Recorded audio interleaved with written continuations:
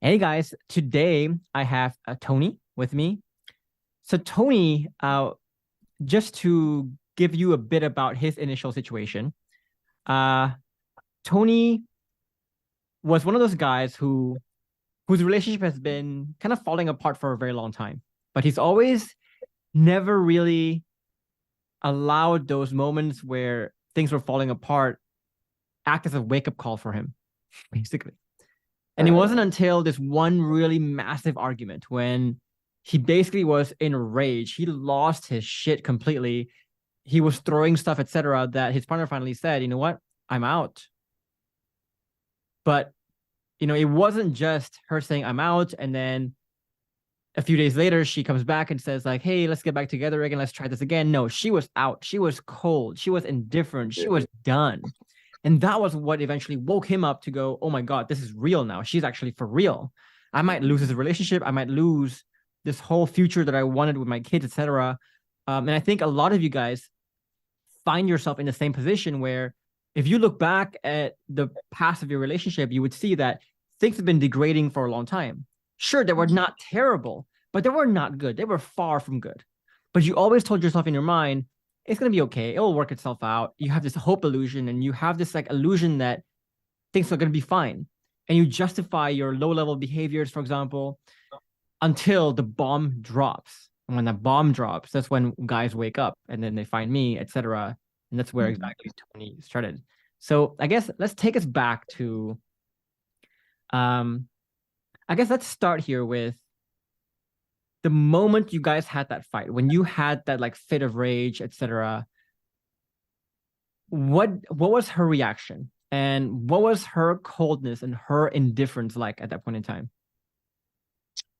So with the initial fight, um, the rate it was just all me for the most part. She didn't really put up a fight like a now this ain't like a physical altercation. This is just me throwing stuff, almost feels like blackout. She's just sitting there just looking at me like here we get like this again, like this like now that I look back on it, she's just like the face of somebody that's used to it and just tired of it at the end of the day and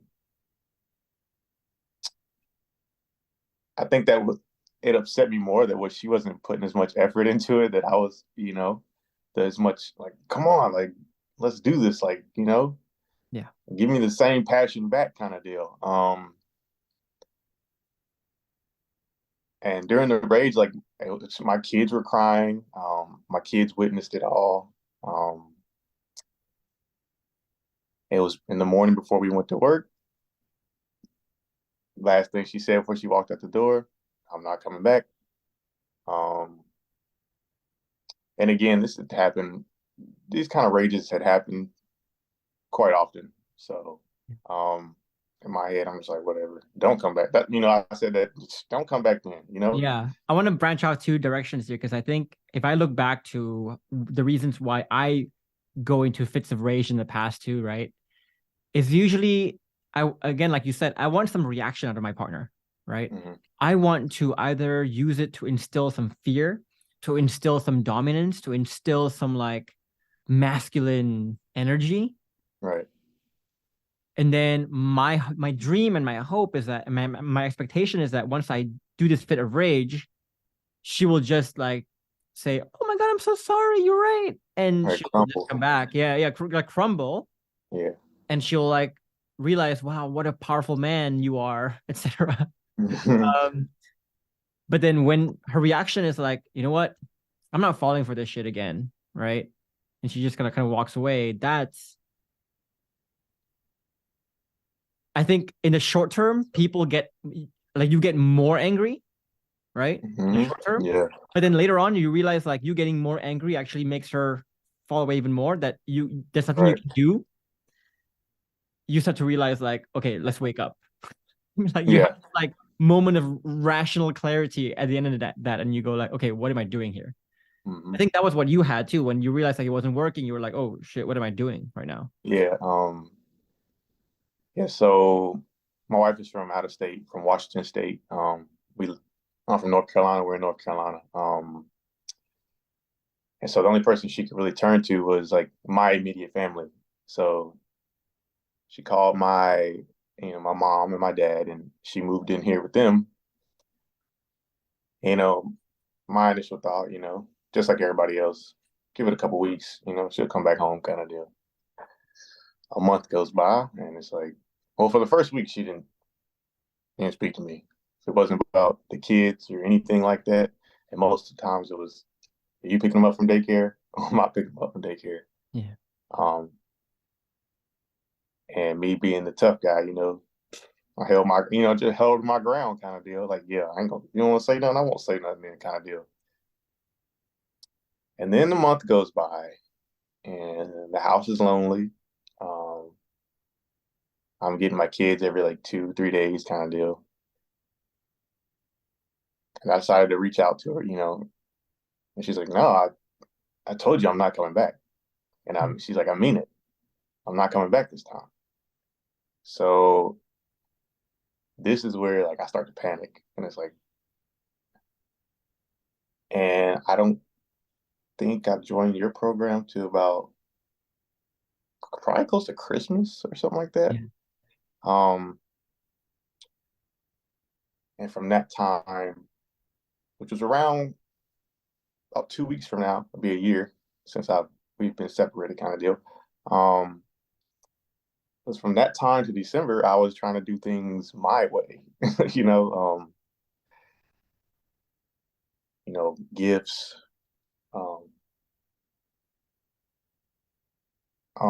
words without actions. I can do better. I know I can kind of deal. And she wasn't budging at all. You kind of tried. So we always say in our videos, right? People try one of three tactics. People try the active approach when they get angry. Mm-hmm. People try the stoic approach when they try to convince their partner logically why they should stay, with gifts, with promises, etc. Number three is when they pretend to walk away as if they're not bothered, because they think like, they hear things like, oh, the most powerful position you can be in is to walk away and mean it. And they think that applies to them. And then they walk away and they realize like, oh, wait, she's not coming back. So you basically tried all three. Mm-hmm. You tried the anger approach first, right? Yep. You realize, oh shit, that doesn't work. Then you tried the passive approach when you just walk away, pretend to walk away like you're unbothered. And you realize she's not buying that. And the reason why she's not buying that is because like, you're not fooling anyone. When you walk away, she's going like, I know he's doing this because he thinks like this will make him look powerful, but I know what he's made of. Like we've been together a long time. I know his ugly sides. Mm-hmm. Then the third thing you tried was like, you tried to shower with gifts and promises. And like we said, right? Those are the three toxic faces that never works. And they all tell your partner like, oh, this confirms that I'm right. Yeah. Yeah. Yeah. But yeah, all three of them in the span of like 2 months. 2 months. 2 months. Yeah. Because initially, like that first week, she wasn't talking to me. I would try to reach out to her, but when I wouldn't get that response, that's when I use like the angry, active, like, oh, like, come on, like, what is wrong with you, like, yeah. But then then I was like, all right, whatever.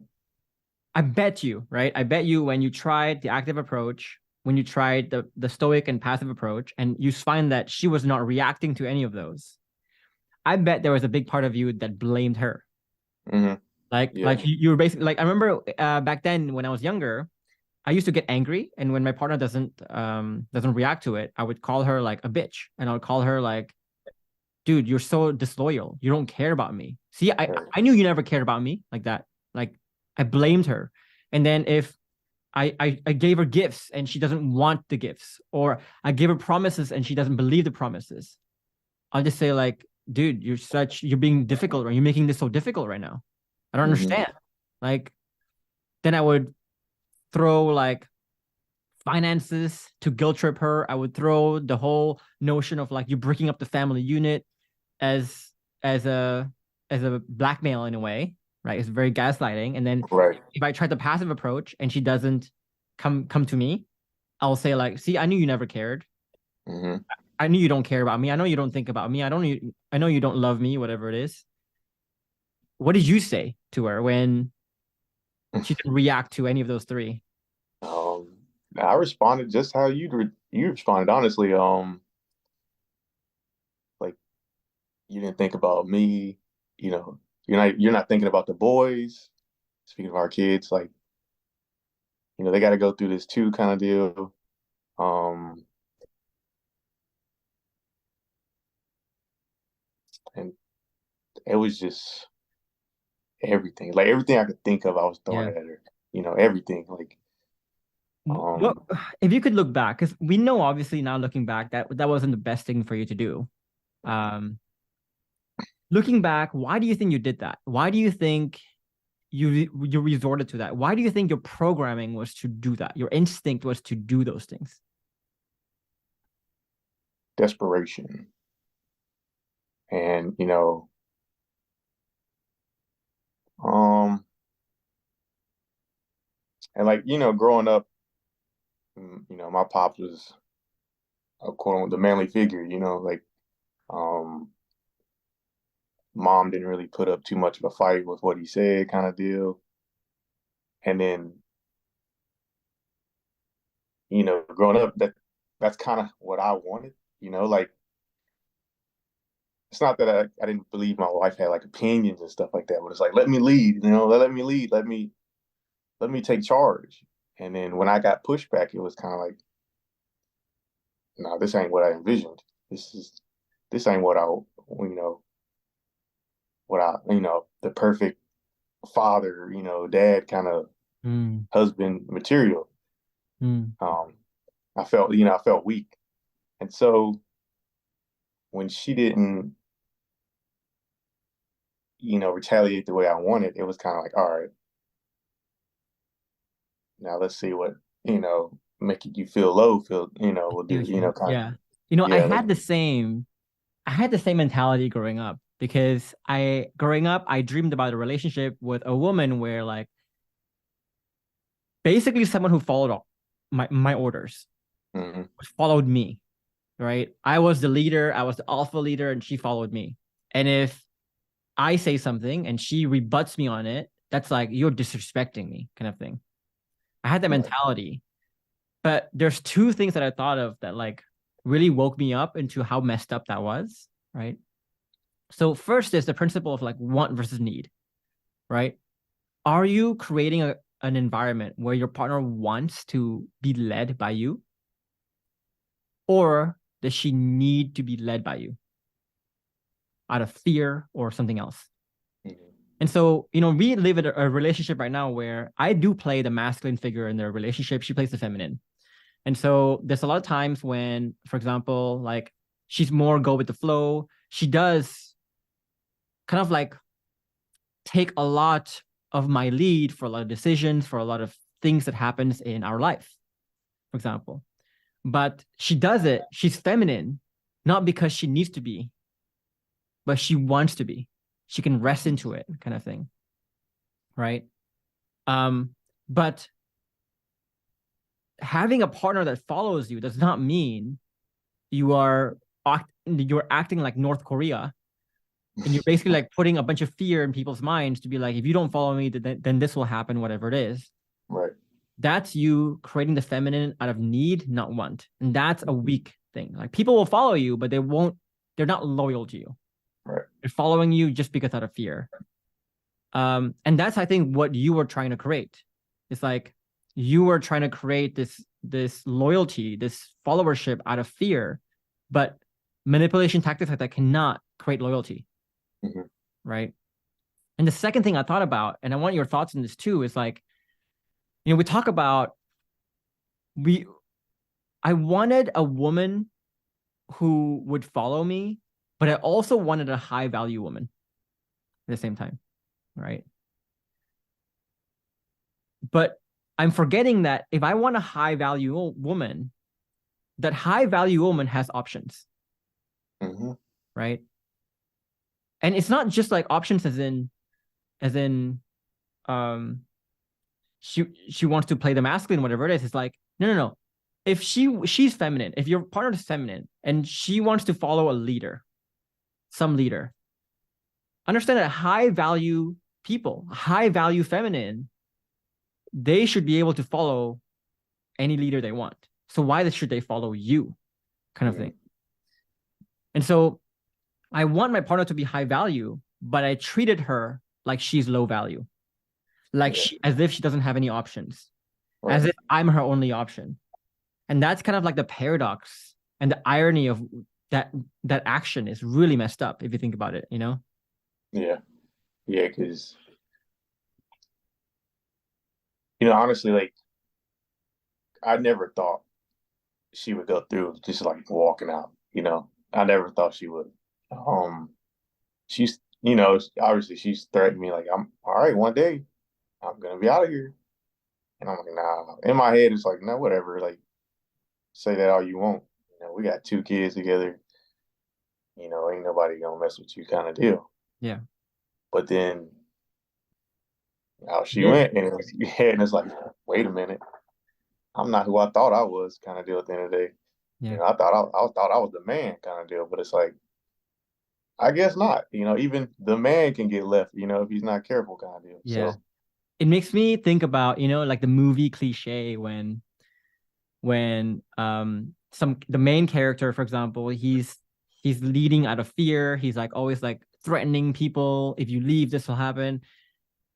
And then finally, the person he's bullying finally gains enough strength to actually leave. And it's that scene when he's like, people are leaving him, and then he's going like, "Don't you dare leave me! You don't know what you're leaving, right? Like, you'll pay for this." And they're like, whatever. Yeah. Kind of reminds me of that. And it's like your last ditch effort to just like say, "You pay for this." Yeah, like it's the feeling. Yeah, it's like, because in the scene he's like left there all alone. Yeah. Like, yeah. And then he realizes like, shit, am I as good as I think I am? Am I as a catch as I think I am? Am I as high values as I think I am? Right? You can live life with the rose-colored glasses until then. Then you realize like, I cannot lie to myself anymore. Like, I cannot be a leader if no one wants to follow me. Like, there's no way I can be a leader. The definition of a leader is that people follow you. If you could take yourself back. So we kind of painted a picture of like, okay, so the fight happened. That was kind of like the thing that pushed her over the edge.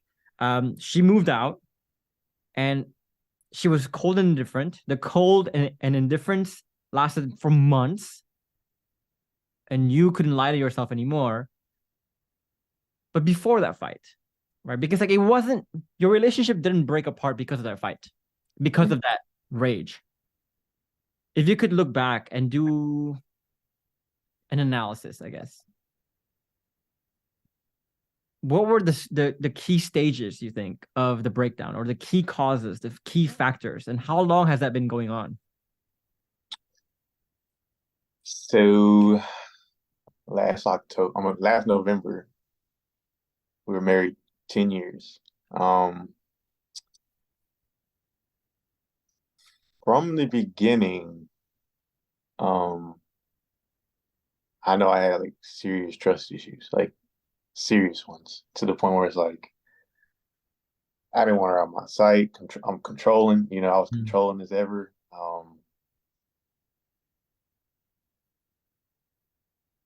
And then so we've been separated before for like a year and a half.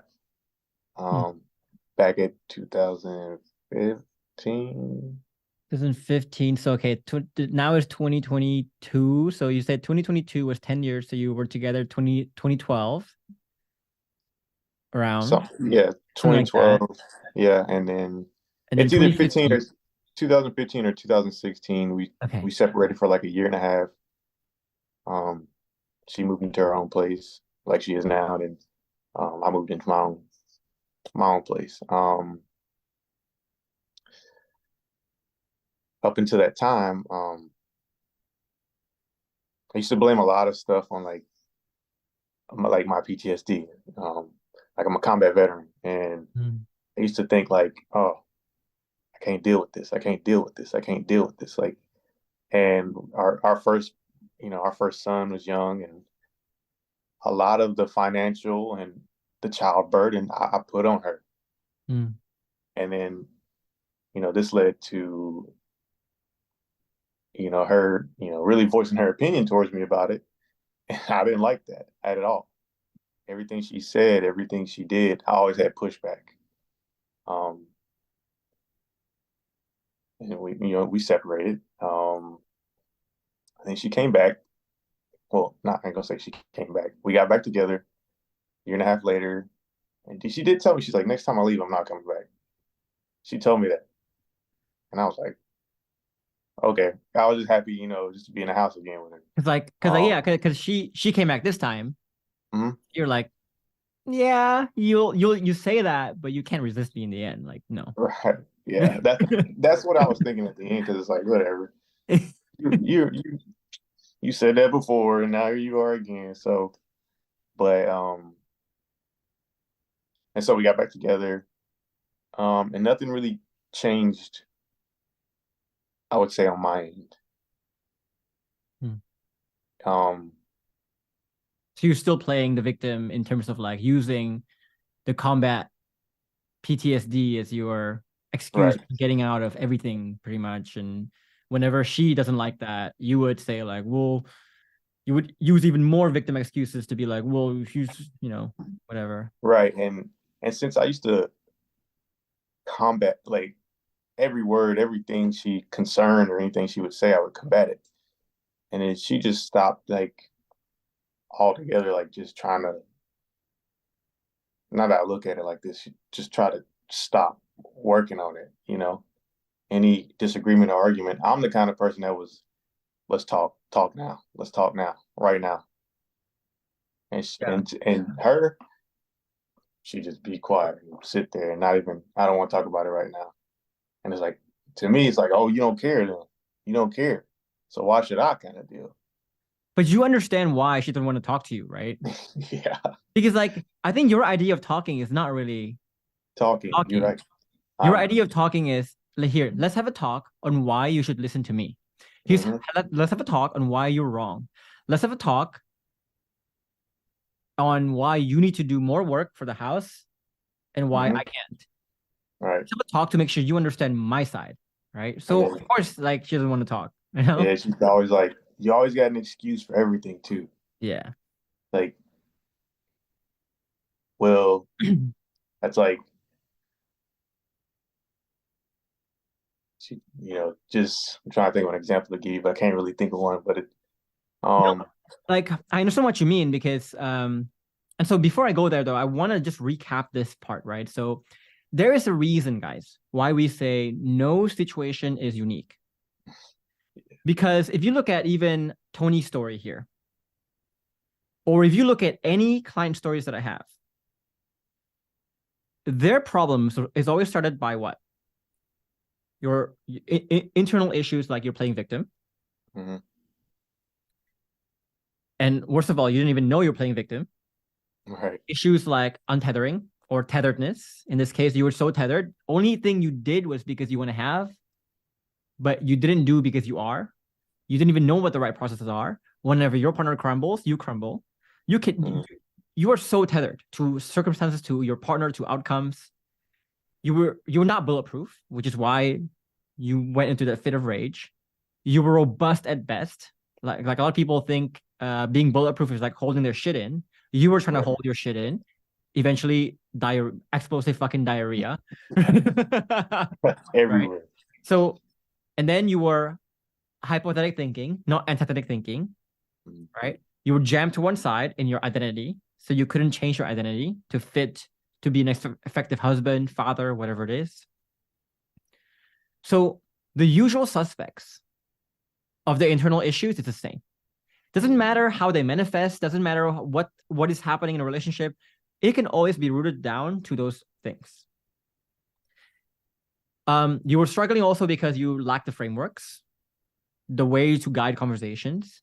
You didn't know how to create safety, both psychological and emotional. no admiration, no alignment, no passion. Mm-hmm. So basically, what we're saying is, it doesn't matter the uniqueness of your situation.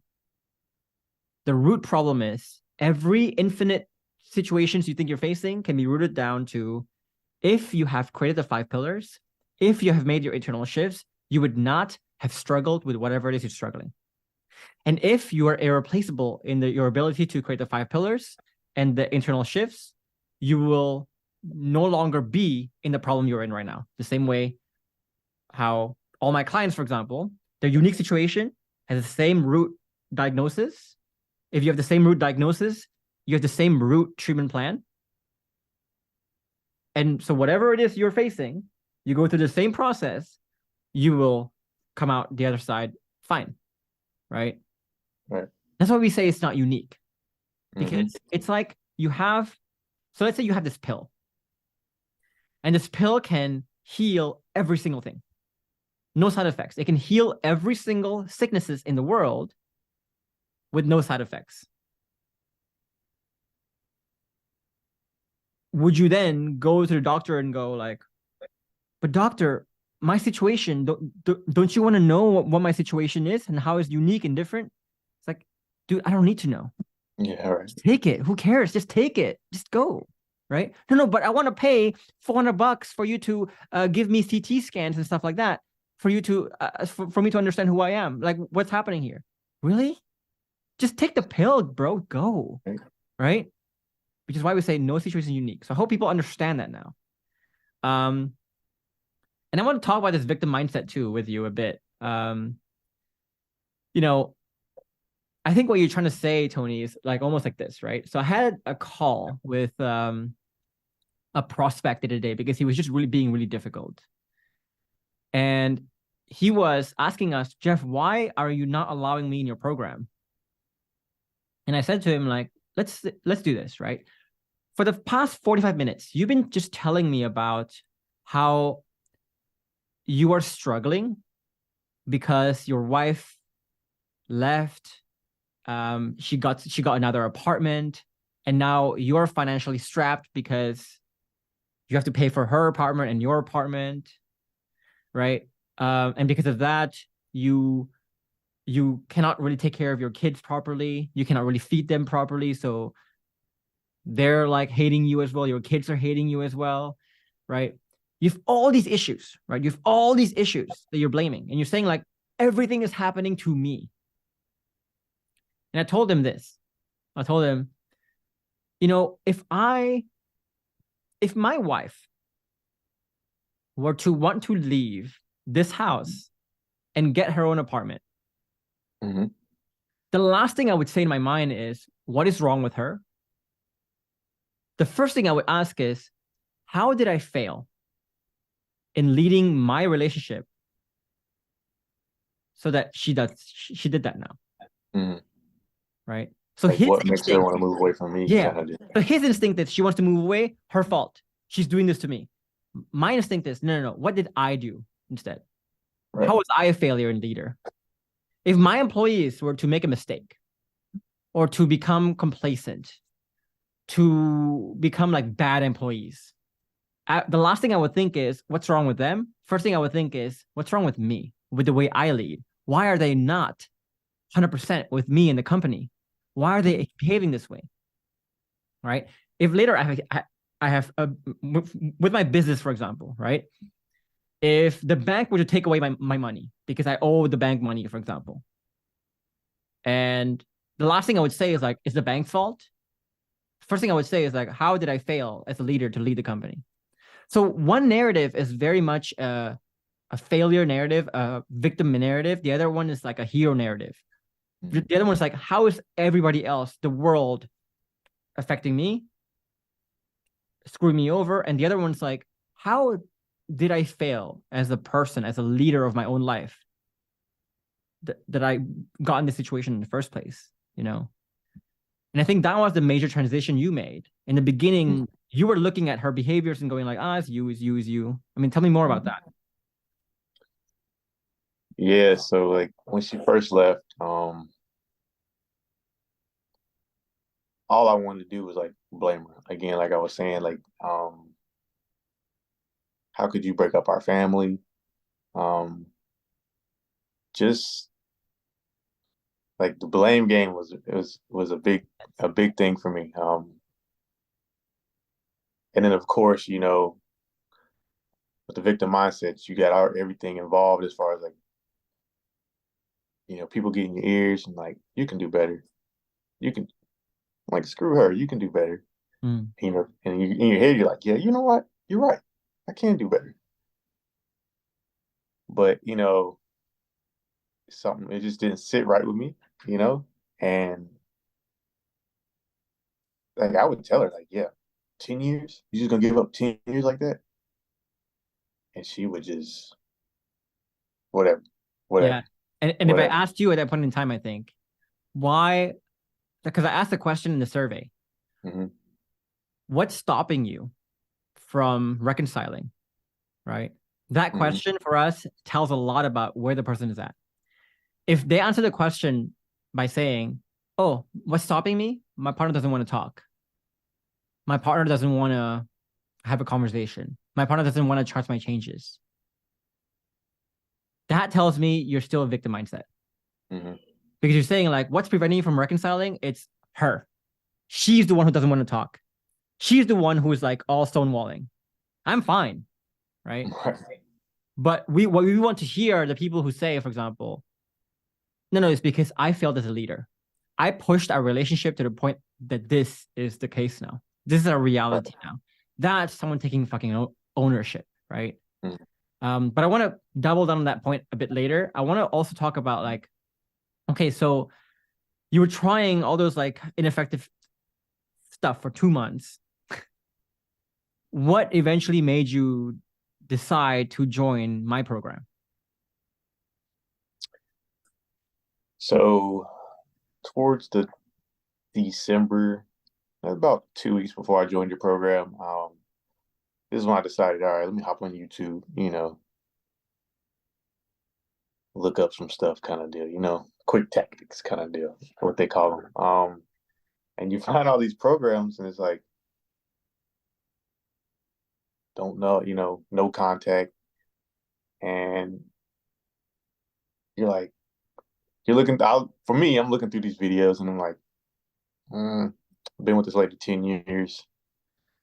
I don't think no contact is a good, like even then for me, I was like, I don't think no contact is the best idea.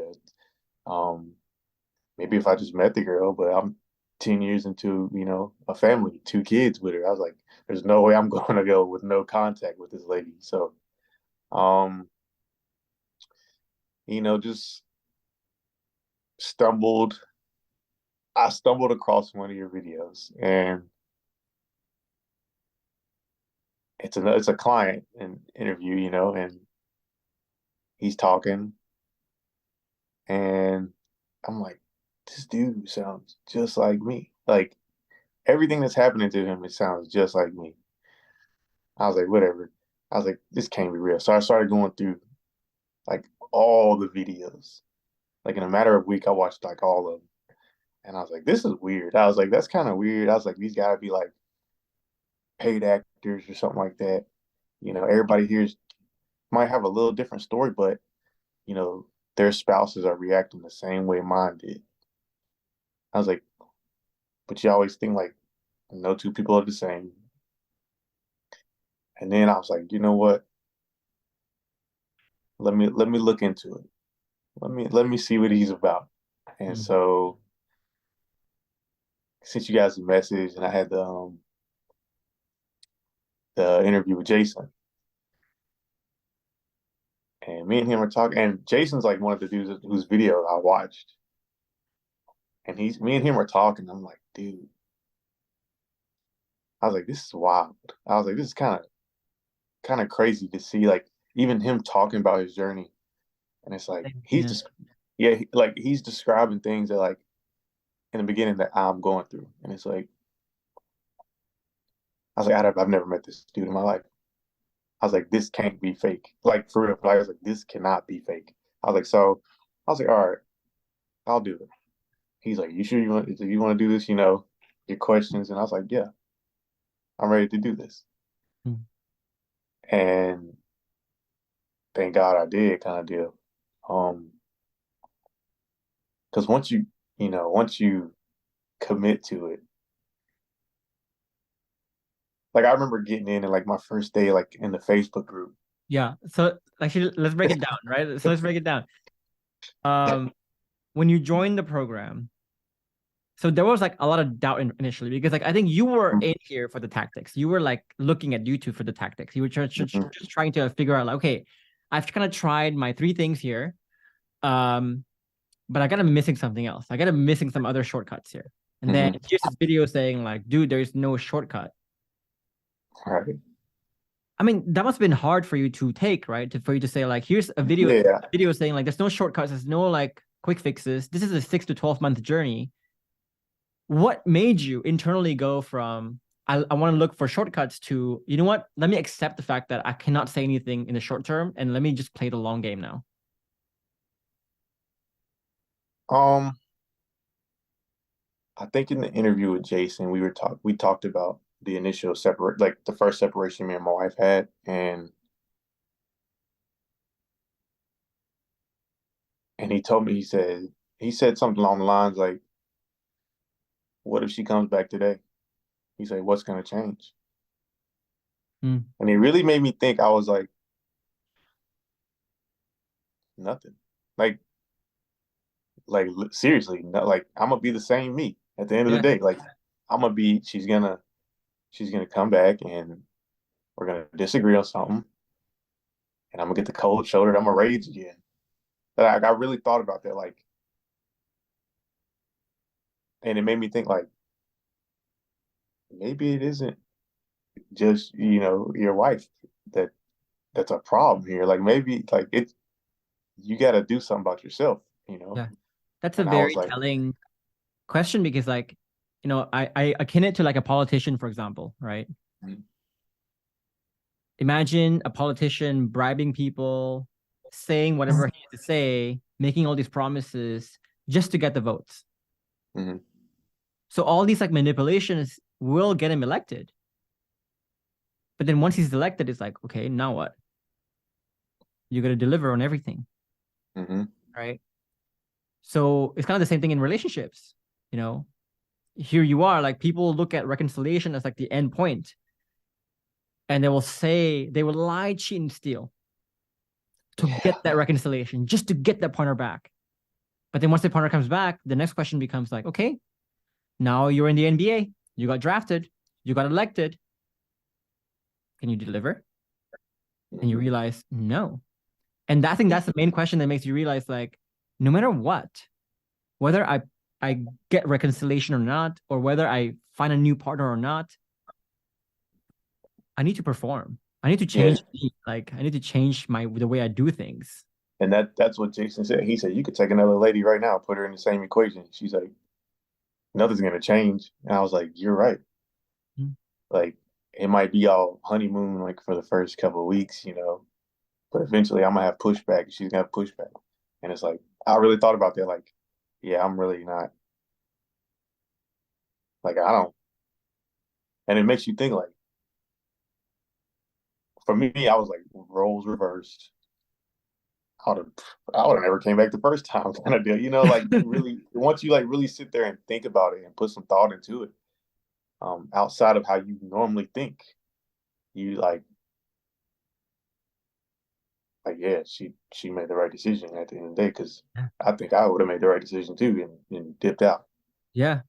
Like it's like imagine again you're a basketball player and you got drafted to an NBA team and you just suck. You just suck at basketball. And then the coach is like finally saying like, dude, I don't think you're right for the NBA. I don't think you're right for our team. You're not right. You're not supposed to play basketball here. Okay, you're out. Yeah. And then you make all these promises and you say like, okay, fine, I'll do better. I'll do better. I'll do better. Then the second opportunity comes, and the coach realizes like, dude, this guy still sucks. And this time you'll get booted, but You're you a get bust. booted for real. You get booted for real. You're not coming back a third time, my guy. Right. Yeah. And that's kind of what happened to you. Mm-hmm. You performed badly. You got booted. You still perform badly. You got booted for real, right? And Right. now it's like you gotta step up your game a lot, or I'm not you're even in never the gonna G see. League. Yeah. Yeah. Um, but when you joined the program, it wasn't like you surrendered to the program right away. Like, Mm, even though Jason said all those things to you, I remember like you were coming to the program quite in a lazy way. You were acting as if like this wasn't really important to you, right? mhm. That the stakes weren't high. Um, like the way I would put it is you still thought you were playing with house money, Yeah. with free Yeah. money. And that Yeah. if you played many bad hands and you didn't learn how to play good hands, the casino would still spot you. Hmm. Right? You still thought that. Why? Why were you in that mindset? Why were you lazy? Why didn't you take this program with like your utmost effort in the beginning? Because I think I was still after like, even though I was in the program, um, I still wanted like I was still hoping for like quick fixes. Like I was still hoping that I could run across something in a module or or a Facebook message that I could say to my wife and it would be like, ta-da, I'm back together and I could just up and out of the program. Mm. Um, and you look at like once you start getting in the program, you see how in depth it is, and you're like, this is too much. Like a lot of it was like, I ain't got time for all this. Like, and I think that was the poison I was dealing with the most because I was like that for about 3 to 4 months. Um, Can I put some words in your mouth? Here's what I think. yeah. Okay, here's what I think happened. You know, I want to start this with this quick story about my life too.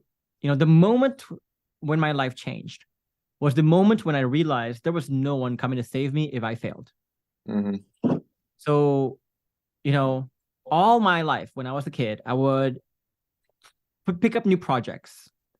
I would have like hobbies. I would say, I want to be a chef. I want to be a golfer. I want to be this, that, whatever it is. Hmm. But I never really treated those dreams that I had, those goals that I had with my utmost like 100%. Because I knew that if I failed a business, let's say, I could always run to my parents and go, save me. Hmm. And they would be obligated to save me. They would feel obligated to save me. And if they don't save me, then I would just guilt trip the shit out of them until they did. Right. So I Yeah. knew like this is not life or death for me, right? Right. And And the moment I realized, like, no, no, no, no, no. If I fail this, I'm gonna get deported. My parents cannot help me. They will not help me. That was when I woke up and I raised my standards to be like, no, no, no, no, no. Like, I I will make sure I don't fail. I'll make sure I'm so far away from failing, right? And I think for you, I don't think you realized how you ran out of lives a long time ago. That when you failed this time, you could not go back to daddy, right. Yeah. right? No one's coming to Um, rescue you.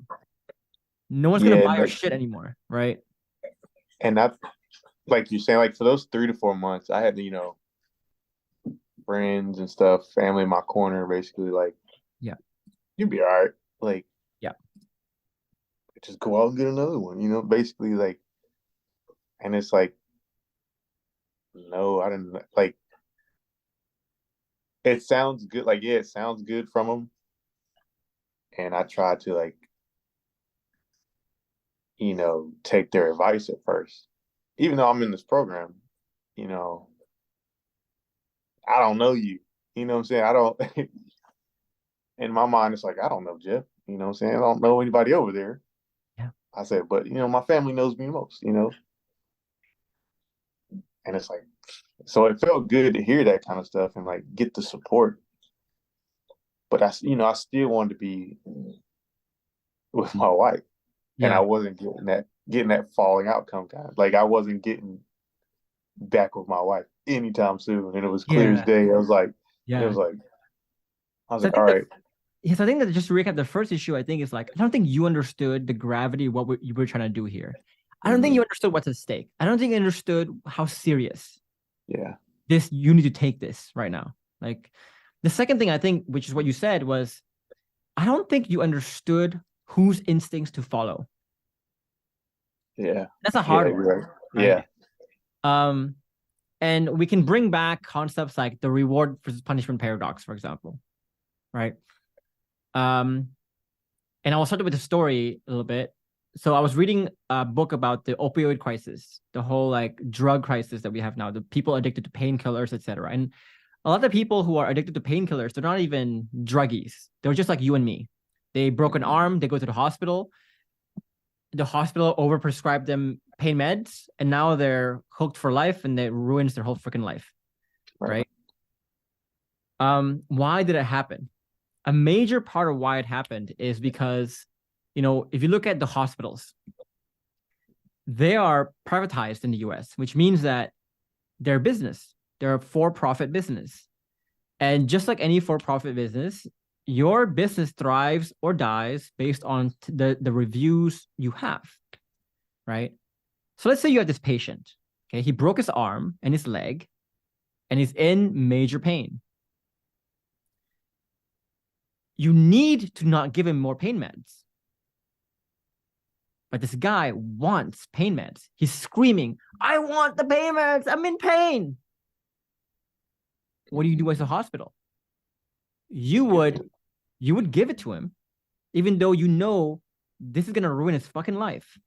You give it to mm-hmm, him and you give him what he wants because he's eventually gonna write the review. He's gonna write the review based on, did this hospital give me what I want? Not what I need, what I want. mm-hmm, Right. And because of that, hospitals overprescribe meds just for that review. mm-hmm, And so just know, guys, when you are in a situation like this, there's what you want and there's what you need. And those two sometimes can be very different things. Right. mm-hmm, It's easy to listen to people who give you what you want. In this case, your parents were telling you what you want to hear. Your family was telling you what you want to hear, which is, you're going to be fine, man. You're high value already. There's nothing wrong right, with you already.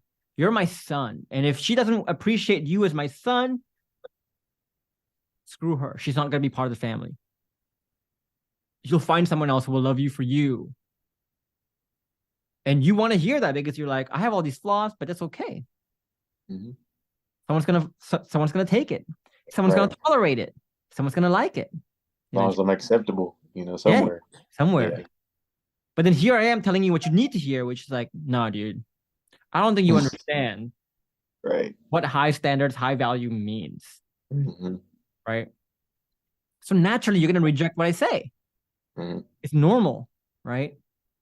But then the last thing I would ask people is, okay, imagine you're a failing performer. You're a failing NBA player. Your instincts tell you to do one thing. Your coach is yelling at you from the corner of the court. Don't do it. Do this instead. Then your parents are also yelling at you from the corner. Just do what you want to do. You have all these voices, your own voices, the coach's voice, your parents' voice, your family's voice. Who do you listen to? It should be obvious who you should listen to. Yeah, it's obvious, but we know who But, you're going to but we listen to. don't always do it because, again, you know, listening to what we want feels good now. Mm-hmm. But they may not punish us till later. Right? The guy in the bed getting that pain med feels good now. Mm-hmm. But we're not thinking about the 10 years later, you're still addicted to the freaking drugs and your life is fucking ruined. You're not thinking about that. Right? But if you get what you need, you feel the pain now. Like that guy, he's going to say, like, I'm going to face this pain now. But he's not seeing the 10 years later. Hmm. Same thing. You're not seeing the 10 years later. You were not seeing the 10 years later. No, I wasn't trying to. Yeah. Not in the beginning. Yeah. I mean, why do you think though, like a big part of you still wanted to, like, because I say it pretty early on in the program, don't listen to always what you want, listen to what you need. Hmm. Why did you still insist, despite me saying that multiple times, on doing what you want to do? Like, what's the stubbornness, man? That's what I'm asking. Yeah, I think it was just confusing my wants and needs at the end of the day. Like, and we speak about that dopamine. It's kind of like that was like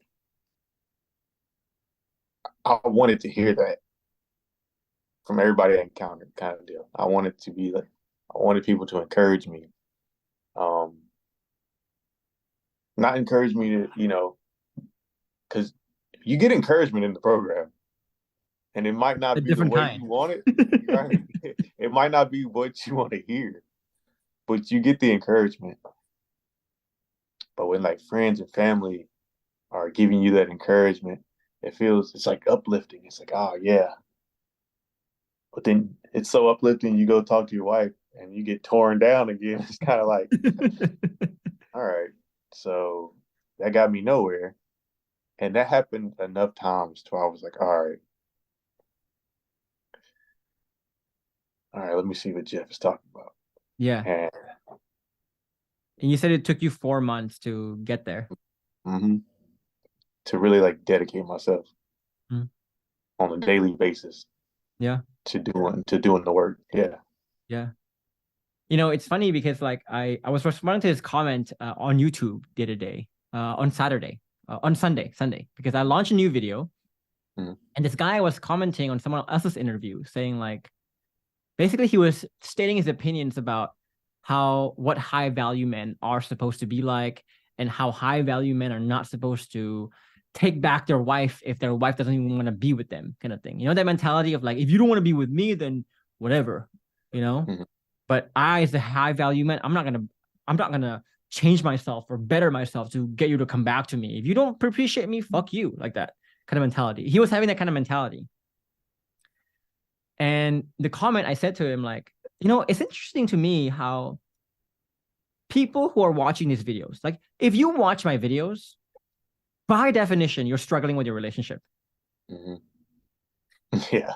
And I find it funny how these people, they're so confident in asserting their opinions about their thoughts about how relationships are supposed to be like, or what a healthy relationship, what a healthy man is supposed to look like.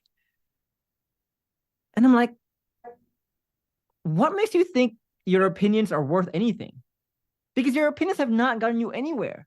You're watching Mhm. these videos, hello, right? This is Same like belief. me.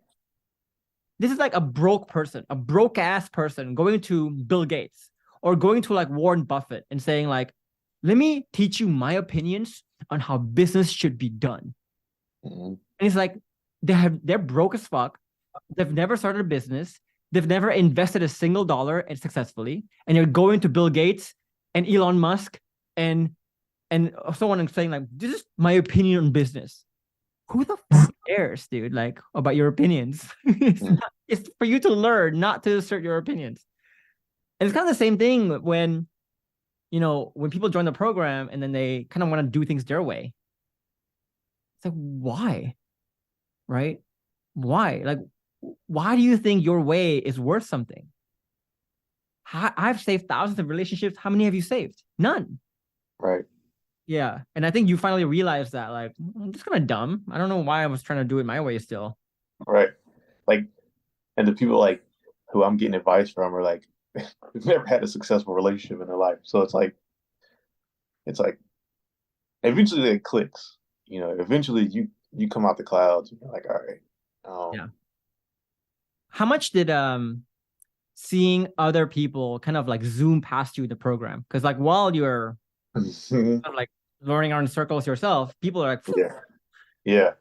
And the thing I hear a lot too is people saying, yeah, there was this guy that signed up around the same time as me. And I saw that his life was like way beyond mine, and we joined at the same time. Uh, what was that the community's contribution in helping you kind of make that wake up call eventually? Yeah, so like first and foremost, I love the community. The community is it's a great place to be. But yeah, like there were yeah, during that time, like I was trying to do the program. I wasn't dedicating every day. And it was like a couple days a week, one or two, three times a week that I would do the program, quote unquote do the program. And um like this week, the next week, I'm a new member. It's like, oh, new member. Mm. And then a couple weeks go by and you're like, whoa, they're getting this progress. I'm not even close to that. Progress, progress, progress. And then you feel like almost like a child. Like you feel like you got left behind, like the last pick and a pick me up game kind of deal. You're like, Yeah, like you're the last to get picked in the dodgeball tournament. Like, right. You're like, dang, I suck, huh? So it's like I'm a sandbag out here. So it's like, um, and then like, so that definitely happened, and I definitely saw a lot of people doing that, and it was like, all right. Then I went to like what we call the A players. And then on Facebook, you can look at everybody's previous posts, and you find these people who have not reached a goal, but became like reconciled with their partner, or in the process of it. Just steady pushing forward. And you're like, for me, I'm like, let me look back at this story. Let me look through these posts. I'll scroll all the way down to their first post, and they post something that's like, sounds like me. Like, and then you keep going through it, and it's like, these people are dealing like they're thinking the same way I'm thinking. Their partner's saying the same thing my partner's saying, and then you slowly start seeing them progress, and you're like this could be me. Like, literally, that's like I can do this. yeah. Like, because in some of them, it's like you're worse than me, buddy. So it's like you had it worse than me. It seems like, but they pushed through it, and it's like there's no way like that I can't do it. There's not necessarily like get back with my wife, but like when I finally committed to the program, I was just worried about like I want to be a better person regardless. That statement that Jason kept telling me, like, doesn't matter who you put in here, it's going to be the same results. And that's what I think what pushes me, to do the work in the program, because it's like I don't want anybody I interact with to, feel like how my wife felt towards me in those situations. So it's like I knew that like once I seen everybody else doing the work, it'll motivate you to really like get in there and do it too. I think And there's a couple of things I want to remind people too, right? Because I think when you join the program, you guys don't see me as like a human being, right? yeah. But just understand, like I wasn't gifted or talented with this. Like it wasn't like I came out of my mother's womb and suddenly knew how to have relationships. In fact, the reason why I started this is because I didn't have that, right? So I started from zero. I started probably worse than you are. Yeah. And I did it, right? So obviously, the principles that I'm teaching you, I even teach you in this program how to learn, right? I teach you how to learn. I go that deep. And because I'm trying to show you, like, this is not a talent game. It's not a game of like whether you got it or you don't. This is an effort game. If you do this exactly as I say, you will get there. It's not a matter of if, it's a matter of when. Because I did it, I used it to do it, and I wasn't talented. And by definition, every single person who joins this program is not talented, which is why they're in the program in the first place. I am coaching the talent, the negative talent fuckers here. Like, sorry, right? Toon Squad. Yeah. Right. And so when you start to see like other people who were also didn't have talent, who also started off maybe in as bad or worse situations than you are in, and they raised higher, you realize like there's no reason why I can't do this. Of Right. course I can, right? Yeah. And that's the kind of like encouragement that's different from telling yourself you're already good and you don't need to do anything else. That's a kind of an encouragement that says like, no, yeah, let's accept that you suck now, but who cares about you sucking now? The important thing is like, are you going to become great later? Can you become great? Right? That's the kind of encouragement that we want to look at, not encouragement like to tell yourself you're fine now, but the encouragement says you can be great. You know? Right. Yeah. And once you dive in, it's rich. You know what I'm saying? It's rich. And then like, and of course, paradox of change. Like your partner, like once you get into it, like they're doubtful about a lot of things. But once you like really dedicate, like once you learn the program, you dedicate yourself, and it's like I'm okay with my wife doubting me. Like And you want now, that. like You want yeah, that. You want yeah, that. like Yeah. like today, it's like I could say something and she may not believe me, but it's like okay, I'm alright with that Yeah. because I was like I've proven to you before that you shouldn't believe me, so it's like now it's expected. Like I'm alright with you not believing me. It's just like now I just kind of got to show you. Now I gotta Yeah. dig in again. Like if you truly understand the main point behind the program, you realize you understand how you cannot lose, right? Mm-hmm. Because like if it, in my case, for example, if I'm getting good reaction from her, good. Mm-hmm. If I'm getting bad reaction from her, good, because that means that there's something that is not fixed yet. A negative paradigm, a negative confirmation bias is not fixed yet. And I can now have the process to turn that negative into positive. And I always give this car example in so many of my examples, right? Where I tell a joke in the car, she gets offended. And if she gets offended, that means that she still has some negative confirmation bias about me.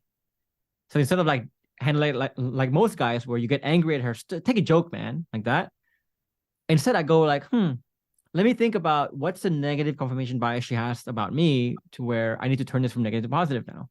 And you have to process. So you win if you get good outcomes. You win if you get some bad outcomes because you can turn it from negative to positive. Either way, you win. And Right. if you live a relationship like that, where if things are going well, great. If things are going bad, even better, right? You cannot lose. You literally cannot lose. Mm-hmm. You know, it's like the action and reaction thing, right? It's like if anyway, I think people get that point. But I guess like let's talk about how things are like now. Obviously, it's been a year since you joined the program, almost. So of course, she's mentioned like she's seen changes, she feels your changes. Just you feel like internally, you feel alive again. You said, not worry about disagreements. You spend most of the day with each other, rather than sleeping at separate addresses. Pretty much do everything as a family, communicating better than ever. Agreed to go to 2 weddings with him, which is a major thing because like that's like her basically parading you to the world again. Like, it's a big deal. While a year ago, she didn't even want to be around you at all. How does that feel to be like, did you imagine a year ago that you could even get here? Nah, to be Like, honest, no. Like, no. Um, it almost seems like fairy tale. Like, even like where I'm at, it's like it seems like a fairy tale because, like again, a year ago, barely talked. hmm, And now it's like we talk all the time. Especially like social media. About a year ago, and even in the past, like we weren't really engaging with each other a lot on social media. But now we're like every day. It's like we're sending each other stuff, like funny clips, everything we find, but like every day. I'm talking, I would say 20 to 30 things a day, and it's like it feels good, and obviously, the dopamine's there, but you gotta in the program you learn to deal with that, and it's like now I'm not saying that like everything's been perfect, that there's stuff that I'm working on still, and yeah, again, she's still got her doubt about certain stuff, and which is acceptable, what I'm saying. I'm just now digging into the frameworks, Yeah. so I've been TTHing a lot, so I'm trying to get down the components of the frameworks, and so I can really dig in right there. Yeah. And it's a But normal thing in relationships, right? Because like people always talk about this whole notion of like the moment of reconciliation. But the moment of reconciliation doesn't exist, you know? The moment of reconciliation happens when your partner trusts in you enough to actually express the shit, knowing that we can get somewhere, right? So the moment of reconciliation is actually the start, not the end.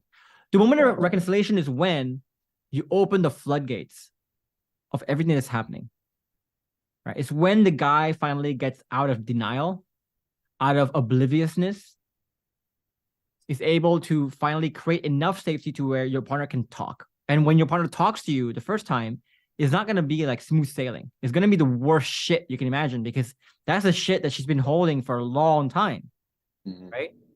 So when you're saying, I want to reconcile, you're saying, I want to deal with the shit now. Right. And I can deal with the shit, right? So reconciliation is here. It's going to go downhill fast. And then it goes uphill. So people think reconciliation is like go. It's no. That's the start of something really tough. That's the start of your toughest part of your journey, right? And even to today, right?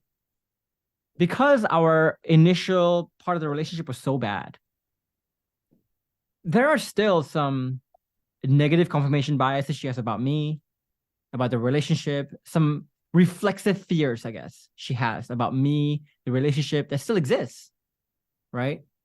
So a great example of this is around sex. So in the beginning, I used to see sex as like a very transactional thing, right? I saw it as like if I felt like she wasn't really into sex, for example, I would literally tell her, dude, why can't you like be good in bed? Why are you so awkward? Why are you so whatever, right? And I would make sex so guilt ridden for her, so difficult for her, so such a chore for her. And there was a long stretch of our relationship when we were building our business, etc., where we weren't having sex that much because of how busy we were, but also of how much I've damaged that sexual relationship. And it wasn't until 5 years later that she finally had the courage to bring up sex again in a conversation. And that's the kind of like long game that we're playing here, right? Sometimes like there's just seeds of doubt and destruction that you've caused that you didn't even know was there. And there was no chance for her to ever bring it up.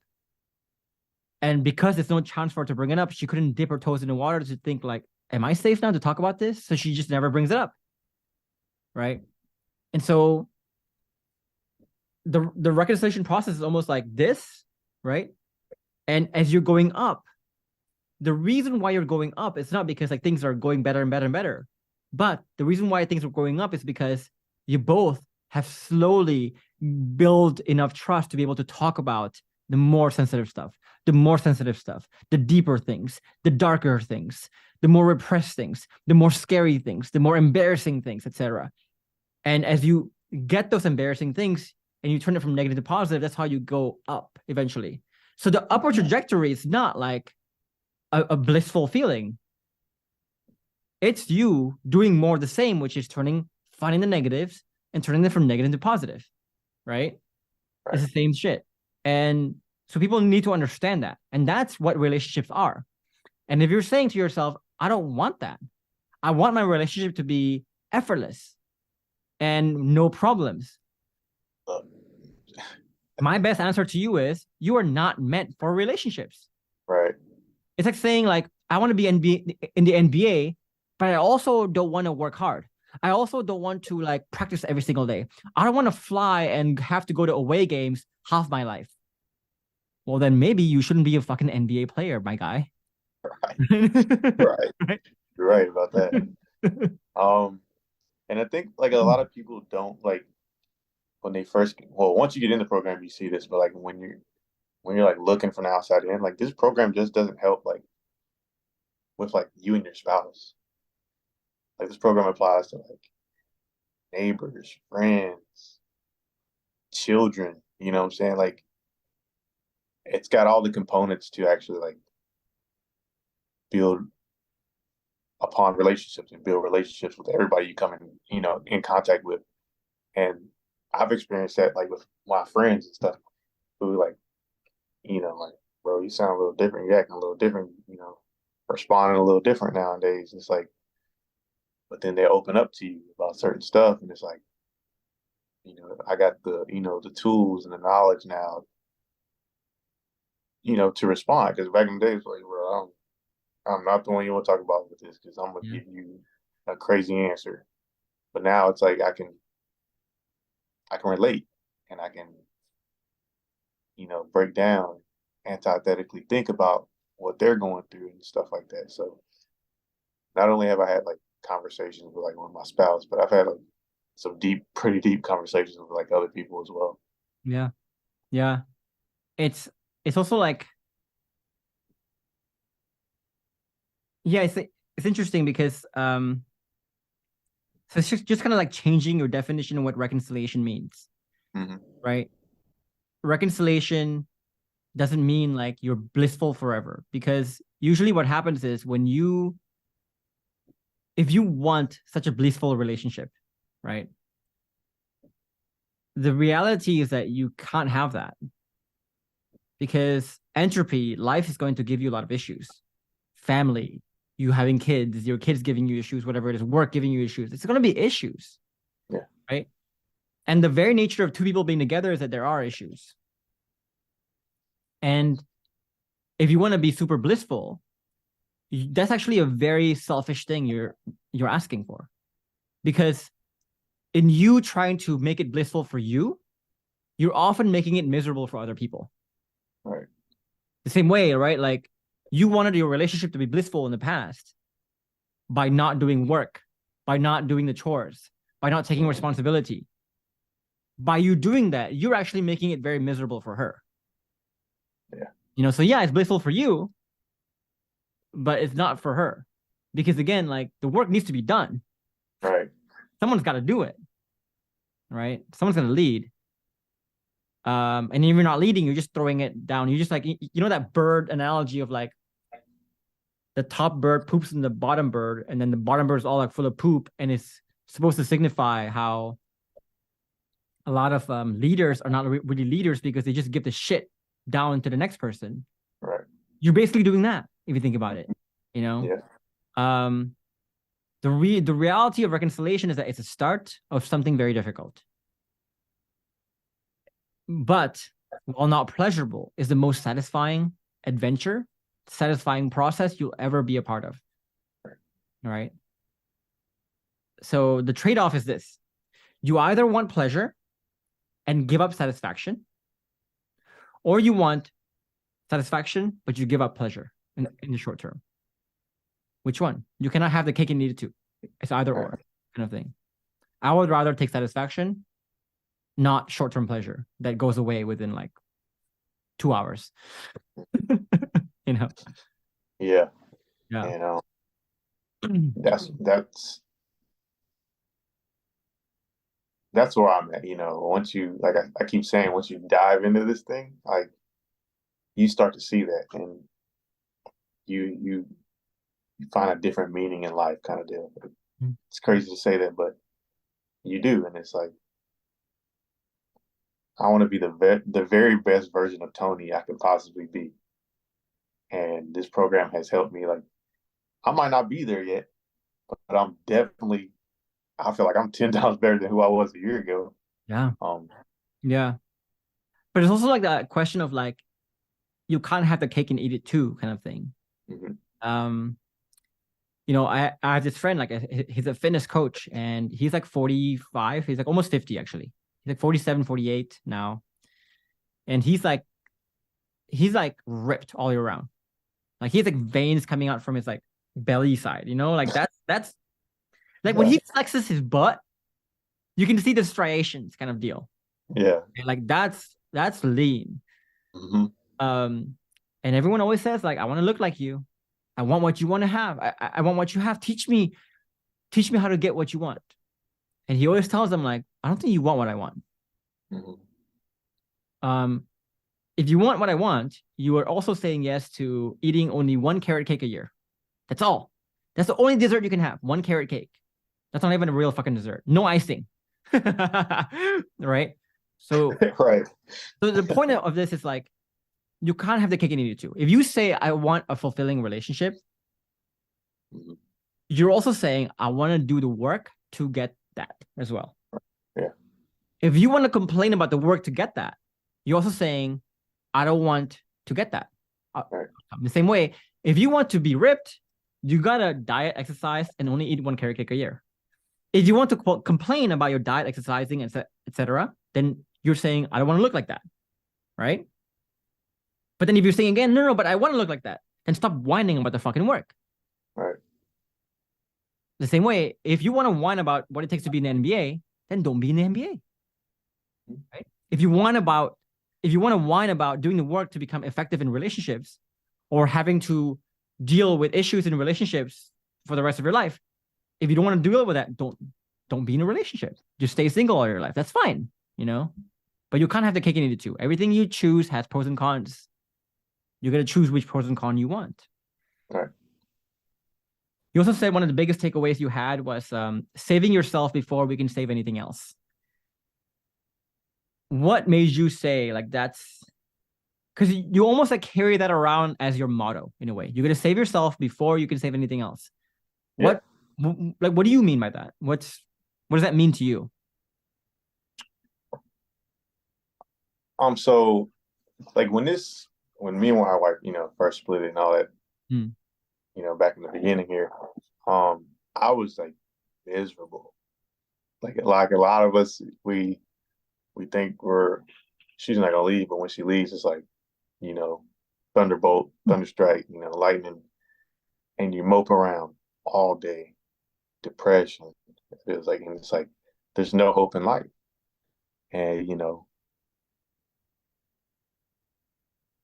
I remember like just days like I'd wake up and like I'm not doing nothing. Like I don't even want to do anything. Like I don't have my wife by my side, my kids are not in the house with me. You just feel terrible. Like you don't even you don't want to continue with life. It feels like. Um, but then once I dove into it, once I got into this program, and um, I started like really applying stuff to my life. I could tell like a change in myself because like I was happier. Like legit, I got like a lot happier just every day, and it's like my little reminders go off, and it's like, oh, my reminder, I was happy to do it, and you know, like even if like today, my wife could get off work and give me the worst attitude possible. I'm not gonna take it like I used to, I'm not gonna look at it like I used to look at it.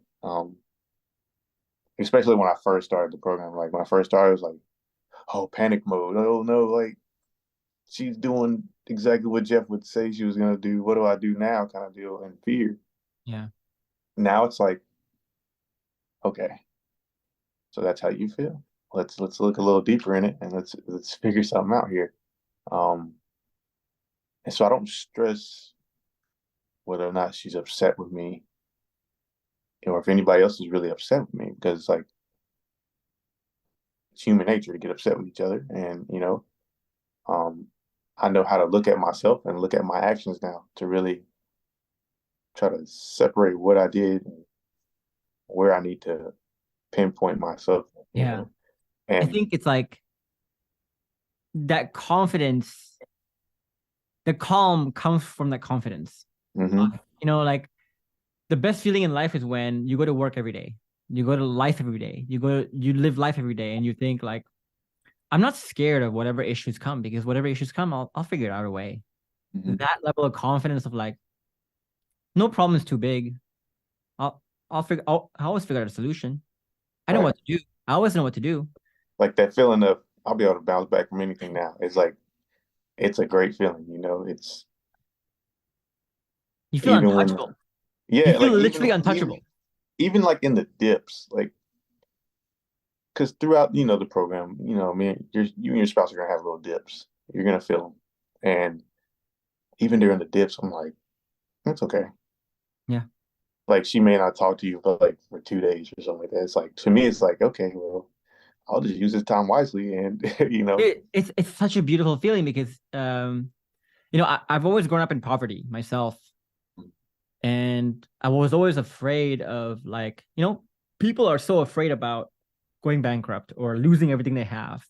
right, I live life every day not worried about losing everything I have, because I know like even if I did, someone stole all my money today and I'm back to $0 in my bank account. I'm like, you know how to get it back, I know how to get it back. right? I know what to do. It's fine, right? I know not to do only in like not only in the logistical side of things of like how to make the money back, but I know the internal process to deal with it. I know the state of consciousness, for example, where I can just observe that, let it Right. melt away. I know the bulletproof mindset where I can understand how to reinterpret that properly. I know my reasons and my mythology in a sense of like, I don't want my kids eventually to see that his dad is someone who fucking crumbles everything every time something bad happens, right? I want to show my kids like this is the way you deal with it. This is the way real adults deal with it. So I know all the internal processes to not be tethered to it, to not play victim. I'm like, I'm gonna be fine inside, but also I'm gonna be fine outside. It's fine. Like it's fine. It's no big deal. And that's if people can understand the bliss that kind of thinking and livelihood comes with, it's so nice. Right. And like one thing, so like my wife, like when we have those dips, it's not as frequent as they used to be. But when we have them, um, she's always like how I was. Like she's not as like a rager. She doesn't rage like I do, but like she'll see me not like react in a certain way, and she'll be like, "What's wrong with you?" I was like, "Nothing. Like I'm perfectly fine, honestly." Like, and then you can see it in her face, like, yeah, all right, like, what's wrong with you? Like, what are you doing? Like, what are you up to? Kind of thing. And it's like this, like, nothing. It's like Fine. you just know, your head, you know where you are in your head. Your head Yeah. space is great, and like, yeah, it's a great feeling. Like, and I'll tell everybody, like once you get there, you'll know. You're like, this is a great feeling. It's a Like great at first, it seems like, oh, it's But a tough ride. it's not only a great feeling for you, like because what we're talking about here is like creating safety for yourself. You feel that calm because your calm is grounded on something, that confidence. But that confidence also creates safety in your partner too. Hmm. Imagine like you tell someone some bad news and they panic with you. It's like, okay, next time I just won't tell you. Yeah, like, Like you're not making me feel better right now. But whenever I tell someone, a leader, for example, and they're like, and I'm panicked, oh my God, this happened. And the leader is like, hey, it's okay. Break it down. We can do this, do that, whatever. Stay calm. I feel so safe with someone like that, right? That's a leader, right? You're leading right now. Uh, yeah, I've caught myself in those like situations where like especially with the kids, she'll be panicking, just losing it. And I'm like, it's all right, like yeah. let's take a breath. Like we'll be all right. Yeah. And then and naturally, like I'm not gonna say naturally, but like sometimes she'll like snap out at me about it, just agitated in general, but no reaction out of me kind of deal. And it's like, it's to be expected at this point. And then, a couple minutes later, her whole demeanor is like, Yeah. she's like, she's, Follows you. yeah, Yeah. it's crazy. And it's like, Yeah. I was like, and even myself, like it happens and I'm like, whoa, a year ago, I would have been flipping out too, and then like, it would have made things so much worse. It would have been like a war zone in here for real. Like I would have flipped, she would have flipped out, I would have flipped out, the dog would have flipped, everybody would have been flipping out, and then it solves nothing. It's interesting you say that too, because I think you knew this. You knew men were supposed to be stoic, calm, that quiet confidence. Like we watch James Bond, we know he's like that, right? Mm-hmm. We watch these videos about like stoicism and men being calm and like having the quiet confidence. But so you knew that conceptually, but you were never able to become that person. Right. And I think I think I raged a lot because of that. Like it's like, damn it, I can't be this person I want to be. And then conflicting thoughts like, well, if I am that person, I'm only weak. Yeah. We call And that the so, purple giraffe paradox, yeah. right? So a few things for people to understand, like being stoic, being calm is not a striving outcome. It's a falling outcome. You fall to it, Mm-hmm. right? So just so for you to understand striving versus falling, striving is like you lifting weights. The more willpower you add to it, the more weight you can lift. Good. Mm-hmm. So willpower goes up, thriving goal goes up. Mm-hmm. But falling is the opposite. For example, the more you try to fall asleep, the less you fall asleep. Yeah. Right. And calm is kind of the same thing. And the reason why it's a falling outcome is because, like, okay, if I tell you, don't think about a purple giraffe, what would you think about? A purple giraffe. Yeah. When the fuck in life do you ever think about a purple giraffe? Never. The reason why you thought about it was because I told you not to. But Right. because I told you not to, you thought about it, right? Mm-hmm. Yeah. You can't help but think about it. It's almost like the conscious subconscious paradox, where as soon as you say, don't be angry, subconsciously you're automatically thinking, I'm angry. Mm-hmm. Right. And so when, like, a lot of people, they want to be stoic, but their approach is like just to keep their asshole clenched in by saying, like, don't be angry, don't be angry, don't be angry. But when you tell yourself don't be angry, You're you are already angry. subconsciously admitting that you are angry. Yeah, you're already And angry. then you're creating a new layer of like guilt, where you're like, okay, now I'm angry. Now I feel guilty about being angry, which makes you even more angry. It's just a fucking mess, right? Yeah, it's just So, a yeah, snowball effect. Yeah, don't help. snowballs. So a lot of people think like I am against stoicism, or like a lot of people think of what I say as like stoicism, but it's more than that, right? I'm trying to tell people, I think a lot of people are trying to approach stoicism in all the wrong ways. They're trying to approach emotion management in all the wrong ways, which actually is very paradoxically will create more anger, will create more of those emotions, will make you less calm, less of that stoic nature. Because the more you try to be stoic, the less you become stoic. Mm-hmm. And that's what I want people to see, right? It's like, it's not just that black and white and simple of a process. And I think you understand that now. Yeah. Hey, yeah. Yeah, for sure. And I'd like to say I got a grip on it now, like a firm handle, because Yeah. like I like me personally, I like to go back and study like um events in the past that have happened. Like if I as much as I can remember about them, because in those rage moments sometimes you can't remember half the stuff you did. But from what I do remember, it's like I study like again, let's say my wife comes home today and we talk about something, agitates feelings or something like that, you know, think it to the finish line is what you said. Yeah, take your thing to the finish line. Yeah. Yeah. And then I'll think back to like mainly that day like she left and that rage moment. I'm thinking like,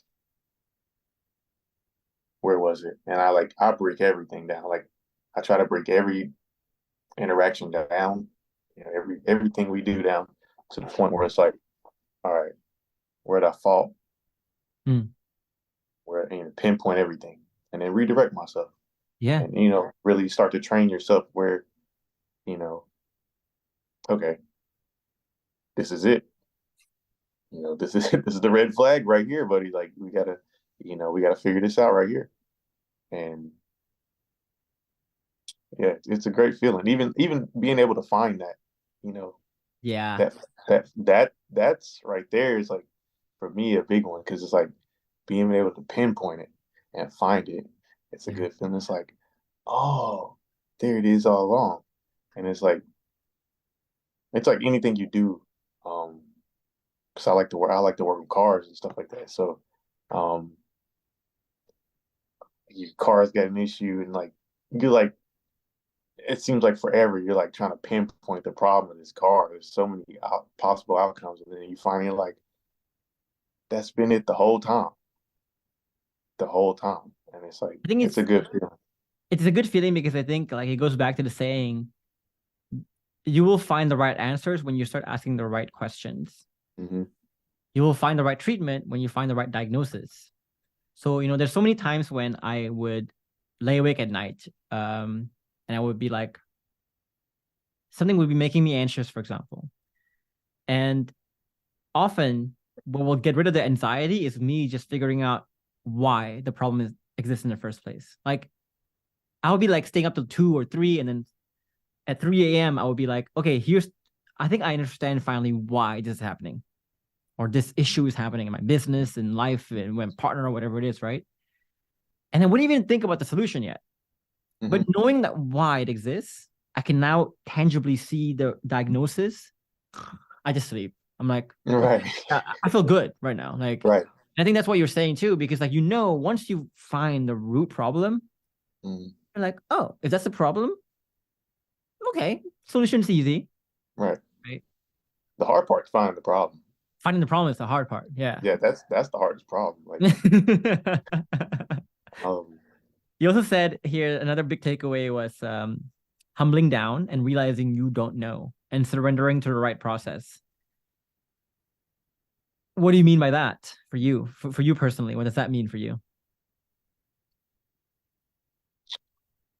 um, basically, once I started the program, like, and you start not necessarily results with your partner, but seeing results in yourself, Mm. it humbles you. Like, it really is like, okay, Why do you think you're now so proud to begin with then? What were you proud about? Let's just say that. What were you proud about?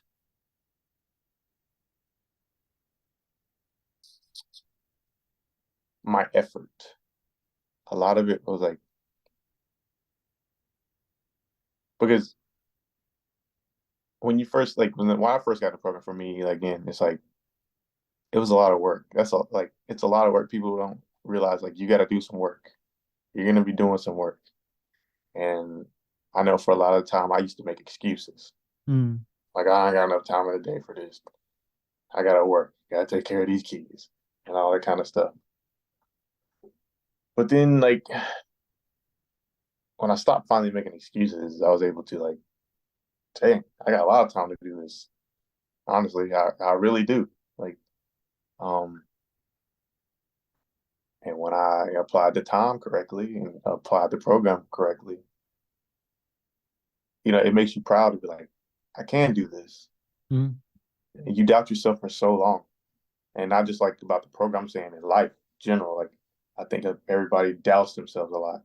And that's why a lot of people can't climb in life, because we doubt ourselves and we think, oh, I gotta work and I gotta do all this. We think our life is filled 24 hours a day to the brick, but it's not. And little like little did I know, like the program's not hard. Yeah. But it's like also, I want to address two things from that point. First point is effort alone, unfortunately, never will get you success in life. Mm-hmm. There's a lot of people in life we know who work so hard, right? They work 12-hour days, 6 days a week, 7 days a week. I don't know. But they never really accomplish anything big. While you have like multi-billionaires working 2 hours a day, Mm-hmm. and they're multi-billionaires. And some of these billionaires they inherited the money, sure. But some of these billionaires, they're self-made. Mm-hmm. I'm self-made. I'm completely self-made. I make 3 million a year, right? And I don't work 300 times more than a person making 300 times less. Mm-hmm. Is that the reality of life is that you need to work smart and also hard and smart, right? And so just the first thing for people to take away is, a lot of people like to pride themselves on the effort. But if you're putting the effort in the wrong ways, nobody cares. Life doesn't care. So a lot of people get really bitter and complain. And they say this to their wife, for example. I've been trying so hard to save this relationship. And I feel so angry and frustrated because despite me trying so hard, nothing is happening. Well, did you try smart? Did you make sure that your effort was all in the right ways? For example, it wasn't falling for the paradox of logic. It wasn't falling for the purple giraffe paradox. You weren't striving when you need to be falling, for example, using falling processes. Because if you just want to put in the same effort in the same way, then don't get frustrated when life doesn't give you what you want, kind of thing, So I think a lot of men especially like to pride themselves on effort. Yeah. But you're gonna be smart too. And if you're not, if you're putting effort in the wrong things, doesn't matter. You're just going in the wrong direction faster, Yeah, And I think in the program a lot of it is like you talk about balance, like a good balance, and the effort and being smart at the same time. Yeah, balanced action. Yeah, yeah. Like a lot of people, we call it like active motion versus action. Motion is when you're running around in circles. Action is when you're running in one direction. Motion is like when people are overthinking shit, right?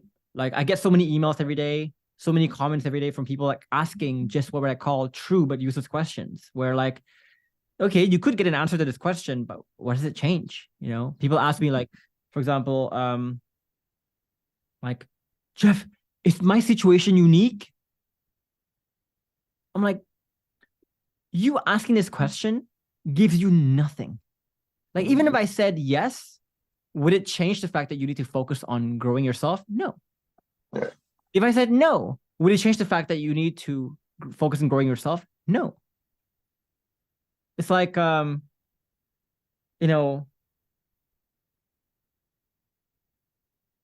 yeah, it's like just people asking useless questions. And it's like you typing up those questions, you thinking about those questions, you ruminating over those things for like days or weeks. You feel exhausted.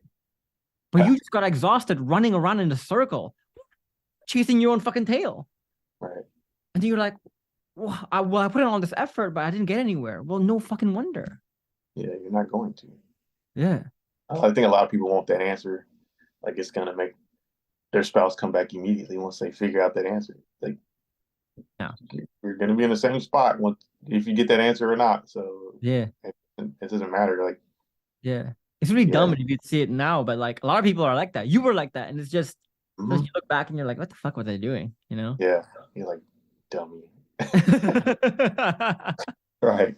That's how I feel. Like I look back at my old self, it's like, what a dummy. Like, yeah, like just so blind to a lot of stuff. Yeah. I forgot the next thing I was gonna bring up, but that was a big point as well. Another point I want to bring up too is also like, obviously, I think you've had a lot of changes in the way you see what a high value dad, what a high value husband, what a high value person is, right? What is your old definition of it, and how would you contrast it to your new definition of it, of what high value means now? So I'd say my old definition would be somebody when it comes to being a father and a husband, it's like somebody who can take care of everything. Mm, Um, mm, bills, issues, not issues, but like I would say like materialistic things, you know what I'm saying? Like bills, being the tough or and nothing for me kind of person. I'm not worried about nothing. I don't want to show my family I'm weak because they gonna treat me different, you know. mm. Everybody's gonna look at me like a weakling, you know, a simp, what they like to say. Um, but what I think a high value person is now is somebody like that people can come to if not necessarily needing answers, but um, someone like that emotional safety, somebody they can open up to at the end of the day, like somebody who they know is going to be not so one direction kind of deal. It's somebody who can go every direction if need be. Um, I think I think the best analogy I have for that is like the cup analogy that we have. I don't think you're here yet in the program, but so this will be like kind of interesting for you to think about. In life, we always go through three different stages of development, personal development. The first stage is our cup is half full.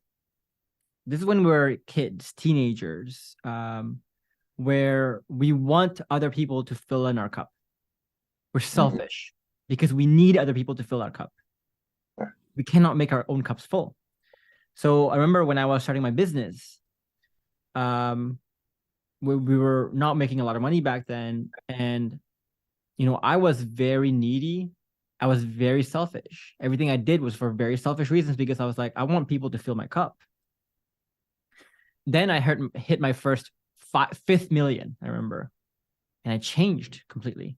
And I was like, I have a full cup now, right? But my cup wasn't still overflowing. So I was really afraid of people taking my cup, taking my water.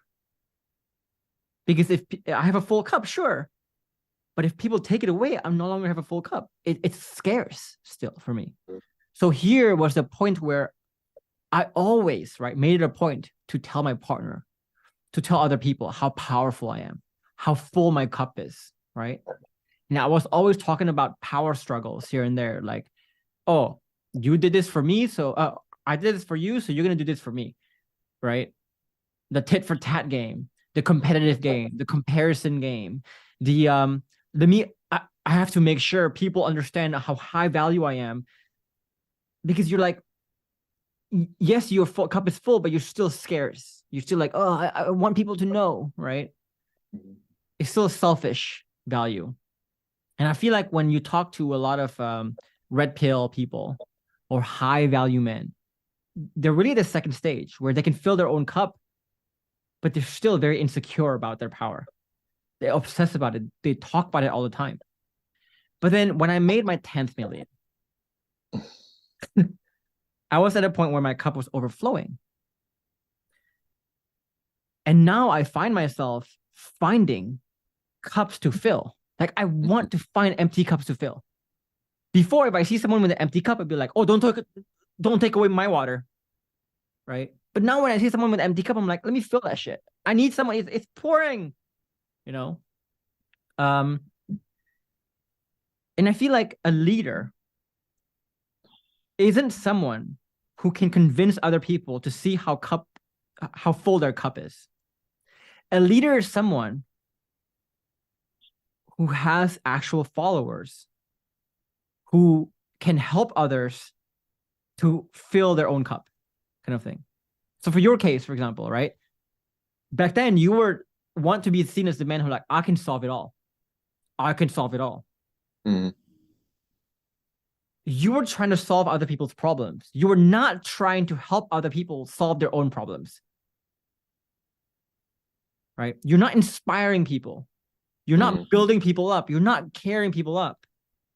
You're just wanting to assert, like, let me show you I can do this. So you're stage 2. You're not stage 3.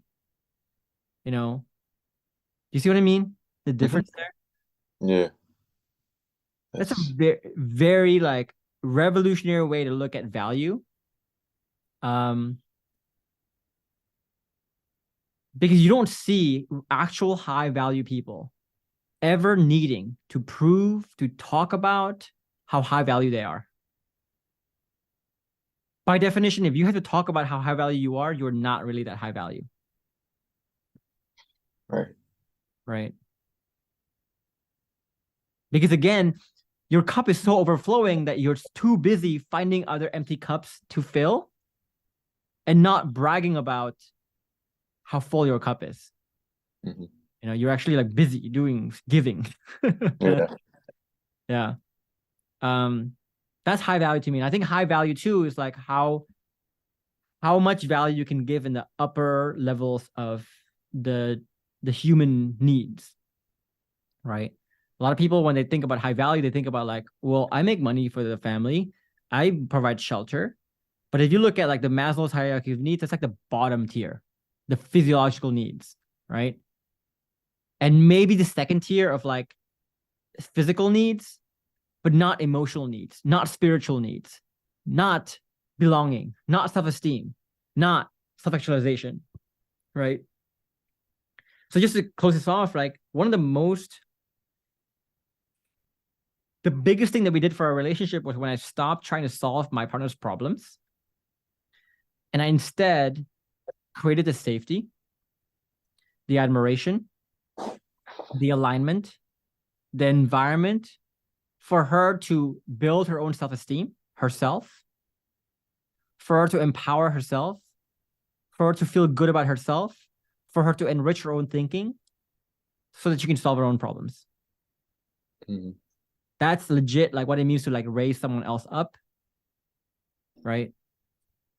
Because if you solve people's problems, all you're doing is just like you're keeping people down here, keeping yourself up here. You're not bringing people up. Right. What do you think about that? Yeah.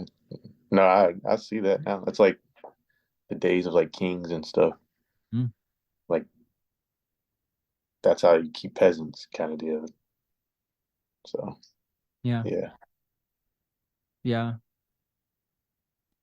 Last thing we're going to talk about is obsess over learnings and practices in the program. And I want to really talk about like the need for obsession here, right? We always say in the program too, like some people in the program are what we call tourists, right? They want to just like check into the program whenever they are struggling with something, but then once they get this answer, they go away again. Then you might not see them for like another 6 months, and they come back again. It's like, I have this problem, and they keep going back and forth. And we told people like, you need to make this an obsession, a lifestyle. You need to live and eat and breathe this stuff. How do you like? What is an example of how you live, breathe, and become this stuff? You obsess about this shit.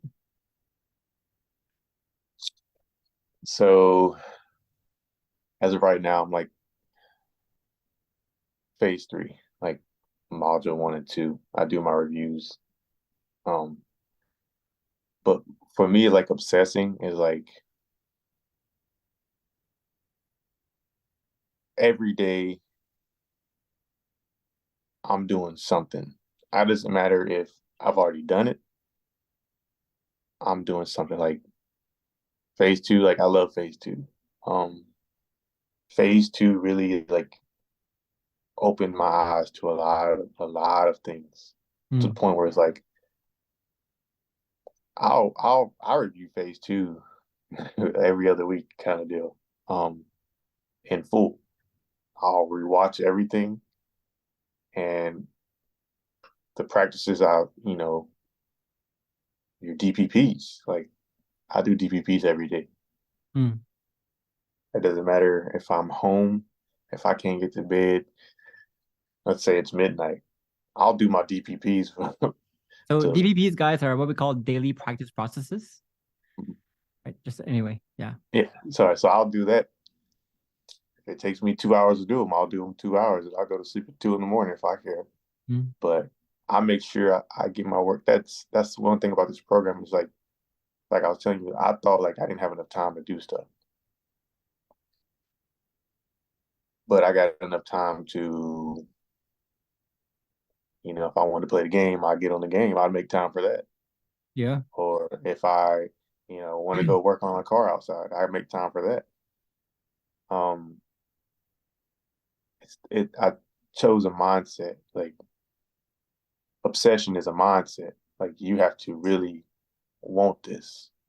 You have to really, and I wanted in the beginning. Yeah.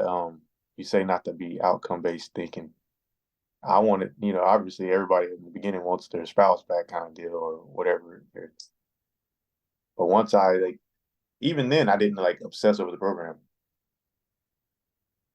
because, I thought, well, she came back once before, she'll come back again. But when she didn't, it was like, okay. I used the motivation I want to just be better Toni, period. Like, Yeah. and that pushed me over the brink to have that obsession. So every day I wake up, mental map first thing in the morning before I even get my kids up for school, mental map. And then periodically through the day, you got your reminders, taking notes, and just really like, I personally break the day down in segments and apply segments of the program to segments of the day. Mm. And like it's the beginning, like, POS and everything. And Yeah. like you feel like, oh dang, I can't fit all this in one day. But then like a lot of us, I think, over don't see the true message behind a lot of things. And so it makes us overdo, not necessarily overdo, Yeah, it but makes sense. Yeah. yeah. Just to recap what you're saying, like the okay, so actually question for you first. Mm-hmm. What is your fuel for why you obsess about this program? Results. Not it's not easy to obsess. It's just the results I've seen, like in myself, like not necessarily like the relationship, but just like results. Like I'm be honest, I've been a hothead for like my whole life, kind of deal. Like, Mm. um, um, I got the funny last name. I was quick to fight. You know what I'm saying? Every chance I got. But now, like situations where it's like where I noticed myself like not getting hot in a moment where I would normally get hot. I was like, yo, like this is, and people saying something about it, like noticing it. Mm. That's when I would like really smile to myself, like I'm doing this. And Like, you're doing this, yeah. yeah, it's a lifestyle. I'm doing it. And just for Like, people to understand why behind the performance mindset, we need to understand that life is a performance, right? Um, everything you say, everything you do, and the things you think about, the things you feel during life is like a person on stage or on the court performing the craft, right? The ups and downs and their execution, etc., etc. And people are watching your performance at every single time, at every single moment. So life is a performance. Whether we like it or not, it's a performance. We are all performers. And true performers, they need to master something not until they can get it right, but until they cannot get it wrong anymore. They need to make the complex, the difficult, effortless. And we need to master something until we get there. Right? So that's the why behind performing. And if you look at any top performer, their whole life is connected to that performance. For me, for example, right? My performance is Right now, I perform in my work. I perform as a husband, and later on, we're having kids soon. We're gonna perform. I'm gonna perform as a dad. I have 3 performances that I think about every single day, and the way I sleep, the way I eat, the way I take a rest, the way I work, the way I parent, the way I spend time with my wife, the things I read, the things I watch, the friends I keep, the things I talk about, the things I think about, the things I feel, everything is centered around, will this make me perform at my best in these 3 areas right here? That's what a real performer does. Think about Roger Federer. Think about Lionel Messi. Think about Giannis, LeBron, Tiger Woods in his heyday. Every top performer makes this an obsession. They have to. They have to. I spend about $30,000 a year in getting myself measured. I measure like 90 biomarkers about myself to make sure I operate at peak. I spend part of the 30,000 is me spending money on food, on supplements, right? My bed is like a fucking machine. I measure everything about my sleep. I measure breathing, heart rate variability. I measure like my movements of my every part of my body. I measure everything because I want to make sure, like, can I perform tomorrow? Mm-hmm. And that's the level of obsession that you're looking for. When I was building my own program, it was what I thought about when I took a shit, when I took a shower, when I drove a car, after I had sex, it was the first thing I think about. It was that kind of obsession. Right?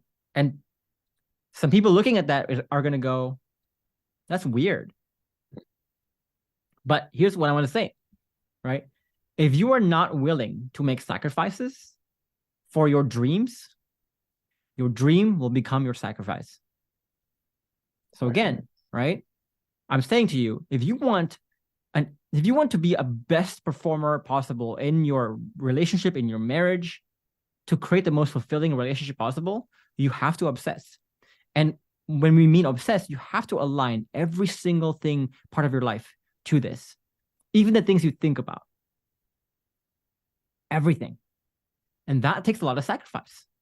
Mm-hmm. You may not be able to go out with your friends and drink some whiskey and beer, whatever it is. You might not get to play as much video games like you said. You might not be able to live like I cannot live the life like most people. I don't drink, for example, right? I don't even drink fucking tea because tea is too much caffeine. It fucks up my sleep, right? That's the kind of life I live. But I sacrifice because I want my dream. And if you are not willing to sacrifice, then you're saying, I don't want my dream, which is fine. But don't get sad and confused when your dream doesn't come your way, when you don't obsess. And if you're saying again, well, no, I do want my outcome, then stop whining about the sacrifices that it takes, kind of thing. Be obsessed, or don't even bother. Right? Yeah. So I know that was a long interview. I know a lot of my clients usually get pretty brain dead at the end. I can sense your dude, I know. So we'll end it here, but Toni, thank you so much for spending like the last pretty much 2 hours on this here. I hope you feel like you have again finding yourself. And I know a lot of people are gonna, like I did, join the program because I want to get with my wife, kind of deal, my wife, or my spouse. And it's like you got to look at the bigger picture. Once you see the bigger picture of things, like that's when you can really focus on becoming that hero. Because right now, like I feel like a hero, and I don't see me and my spouse still romantically together at any point in time Mm. here in the next couple months, or I'm not even looking at it like that. Um, so just in the program, if you're not in the program yet, then you're missing out on some stuff. And if you're in the program, you haven't fully like dedicated yourself to it like I did my first 3-4 months. Again, you're missing out. And the ones who have dedicated themselves to it, they know they can probably attest for this. Like, um, Jeff he's not paying me to tell you this or anything like that. This is the real deal. Like me and along a lot of other people wake up every day and we grind, like you said, we grind for this. We grind to have a different mindset and a different way of life. Yeah. And it feels good, it feels Yeah. really good. Yeah, it feels really good to do it like this. Yeah. And once you're in this program, you realize like everybody's in this together. Almost it feels like it feels like everybody's like my brother and sister, and like we all are like, I'm a big anime fan, so like shadow clones of each other, and like we're all going through the same like exact story, and it's like you see the person next to you climbing, and you're like, all right, I'm climbing with you, or they're reaching goals, and it's like I'm reaching goals with you, and it's a great feeling, and you see people, everybody's goals like I'm not gonna say goals, but like everybody has different, paths, but it feels like we're all on the same path. We just have, Yeah. We're just different different, points of that path, different parts of yeah, that different little path. trails and stuff on it. Yeah. Yeah. I think that being in that community is such an important part because like that's part of making this being a performer, right? Part of being a performer is like you have to surround yourself with the right community. Because when you surround yourself with the wrong community, it gives you the wrong idea of what's appropriate, what's not. It gives you the wrong idea what standards are, right? When I was just, and I would hate to use money as an example all the time, but it's something that is tangible that we can see, we can understand. But I remember the first time I joined this mastermind and they had all these people who were making like 8 figures or more. And I was the only one making 7 figures. And I saw like, wow, these guys, they think different. They act different. They do things differently. They react differently. They see the world very differently than most people. That's when I realized like, no, like it's these very subtle, subliminal ways that the world influences you about what's okay, what's not okay, what's high standard, low standard, or what it means to be high value, for example, what it means to manage your emotions. Like if you were fighting once a month with your wife and you get with someone who never fights, you're like, well, shit, that's a very different standard. But if you were fighting once a month, but or your friends are all like divorced and fighting all the time, you're like, I'm doing great. Right. And you realize like they're pulling you down, they're pulling your standards down in a way. So this is a community that like will always pull your standards up, right? They'll always pull you up to go like, dude, you think you're good? Like, what are you doing? Yeah, they will. Yes, they'll get on you too. And that's crucial. And there's a lot to Yeah. learn from these people, the way they think, the way they operate, the way they talk, the way they analyze their work. Like when you talk about taking things to the finish line, that wasn't something you did in the beginning. But now you're like, okay, bucket 1, 2, 3 analysis, deep analysis, right? That's good shit. So Toni, thank you so much. No problem. End it there. I'll see you in the program. I'll keep seeing you in the program. I want to see you rise even higher. Kill it, dude. I intend on it. All right.